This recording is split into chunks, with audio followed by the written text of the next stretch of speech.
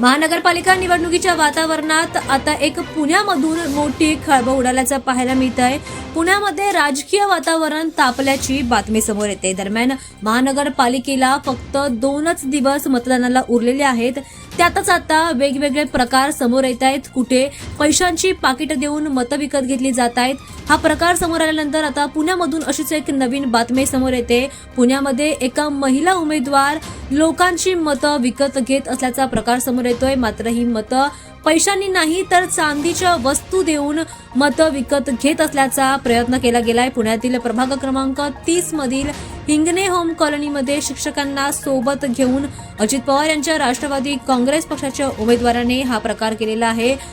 राष्ट्रवादी काँग्रेस पक्षाच्या उमेदवाराकडून मतदारांना चांदीच्या वस्तू वाटून मतं मिळवण्याचा प्रयत्न केला गेलाय।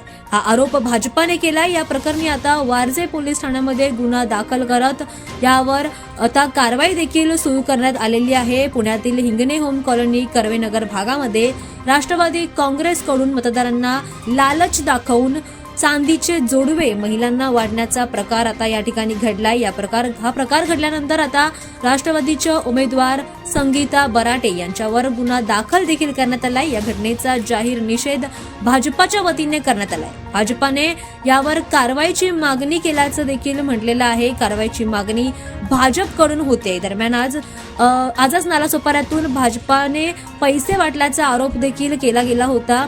मतदानाच्या 2 दिवस आधी ही गोष्ट घडल्यामुळे आणि त्यानंतर आता पुण्यामधून चांदीची जोडवं मतदारांना देऊन एक प्रकारची लालच त्यांच्यामध्ये निर्माण करून मतं विकत घेत असल्याचा हा प्रकार घडलाय। त्यामुळे आता पुण्यामध्ये राजकीय वातावरण तापल्याचं पाहायला मिळतंय। विरोधकांनी देखील यावर आता मोठ्या प्रमाणामध्ये संताप व्यक्त केला।